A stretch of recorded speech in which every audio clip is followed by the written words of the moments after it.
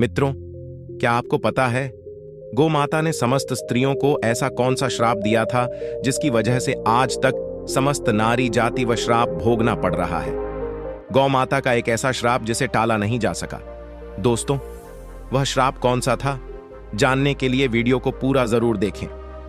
नमस्कार दोस्तों, स्वागत है आपका हमारे वीडियो में। आगे बढ़ते हैं और जानते हैं कि गौ माता ने समस्त स्त्रियों को ऐसा कौन सा श्राप दिया था। दोस्तों, एक समय की बात है जब भगवान श्री कृष्ण अपनी राजगद्दी पर विराजमान थे, तब उनके पास देवर्षि नारद मुनि आती है और कहते हैं, हे प्रभु, मैं आज मृत्यु लोक में भ्रमण कर रहा था।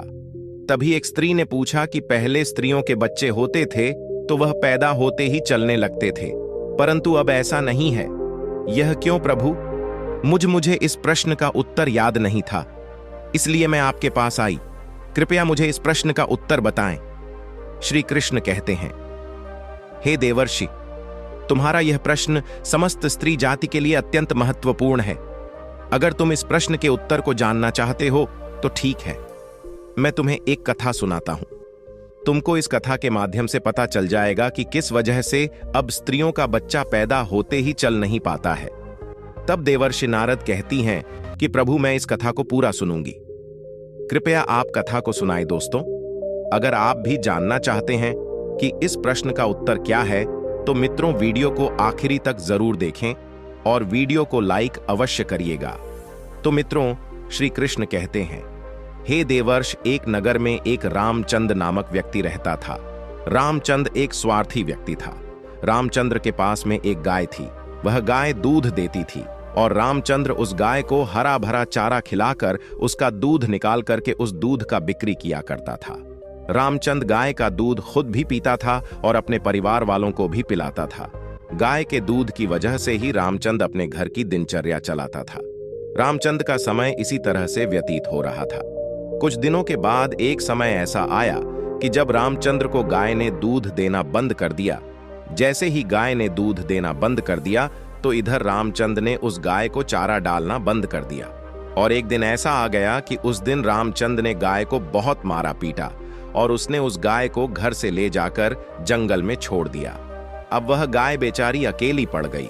बेचारी अकेली जंगल में इधर उधर घूमती फिरती है और एक दिन जंगल में बने एक मंदिर के पास में पहुंचती है और भगवान से विनती करते हुए कहती हैं, हे भगवान, मैं आपसे यह नीति करती हूं कि हमें गाय की योनि में डालकर कितना गलत काम किया है।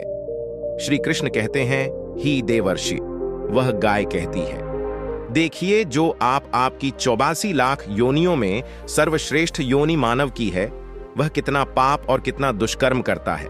वह गाय आगे कहती हैं, जब तक मैं दूध देती रही तब तक उस व्यक्ति ने मुझे अपने घर पर रखा, हरा भरा चारा खिलाया। जैसे ही मैंने दूध देना बंद कर दिया, उसके बाद में उसने मुझे चारा भी नहीं डाला। इतना ही नहीं, उसने तो मुझे घर से बाहर ही निकाल दिया। अब मैं इधर उधर भटक रही हूं। अब जंगल में चारा खा खा करके, जंग में घास खा करके मैं अपने पेट को भरती हो। हे भगवान, आपने जो सर्वश्रेष्ठ योनि बनाई है, यह तो कितनी स्वार्थी और लालची योनि है। श्री कृष्ण कहते हैं कि ही देवर्षि नारद, धीरे धीरे समय व्यतीत होता चला गया। गाय बेचारी इधर उधर भटकती रही। जब भी वह गाय रामचंद्र के द्वार पर आ जाती है तो रामचंद्र ने लाठी लेकर के उस गाय को जंगल की तरफ, खेतों की तरफ भागा करके आता है। श्री कृष्ण कहते हैं, ही देवश्री, धीरे धीरे जब वह गाय एक दिन गर्भवती हो जाती है, तो अब जैसे ही 3-4 महीने का गर्भ हुआ है तो उसी जंगल से एक स्त्री गुजर रही थी। उस स्त्री ने जैसे ही उस गाय को देखा, उसने मन में सोचा कि यह गाय तो गर्भवती है। मैं एक काम करती है, इस गाय को मैं पाल लेती हूं। जब इसका बच्चा हो जाएगा तो यही जाए मुझे दूध देने लगेगी। तब मैं इसका दूध खुद भी होंगी और साथ ही अपने परिवार वालों को भी पिलागी और बिक्री भी करूंगी। लेकिन जैसे ही वह स्त्री उस गाय को पकड़ने के लिए अपने पति को बुलाने के लिए जाती है और जब तक उसका पति वहां पर आता है तब तक वह गाय वहां से चली जाती है। धीरे धीरे और समय व्यतीत होता गया।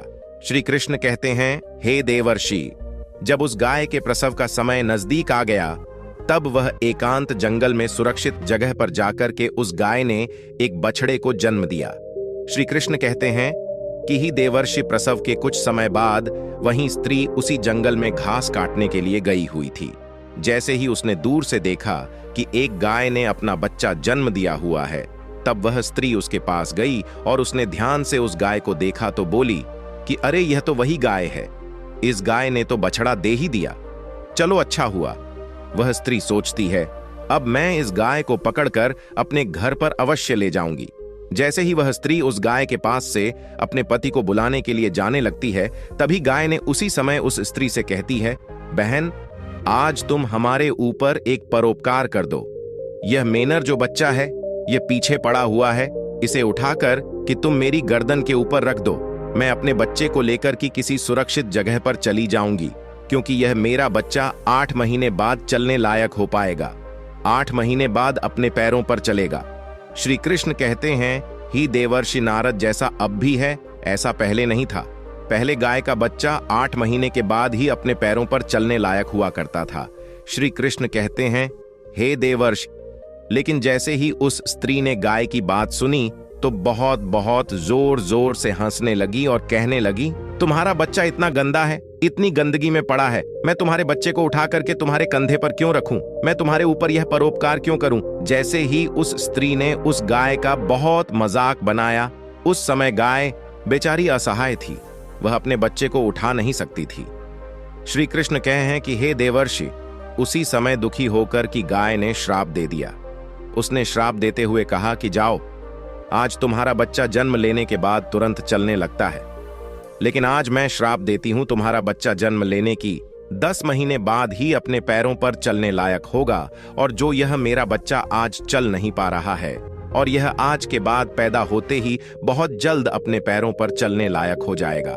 श्री कृष्ण कहते हैं, ही देवर्षि, इसी श्राप के कारण स्त्रियों का बच्चा जन्म लेते ही अपने पैरों पर चल नहीं पाता। दोस्तों, सतयुग में सुखदेव पैदा होने के तुरंत बाद ही अपने पैरों पर चलने लगे थे और वेद व्यास भी जन्म लेने के तुरंत ही बाद अपने पैरों पर चलने लगे थे।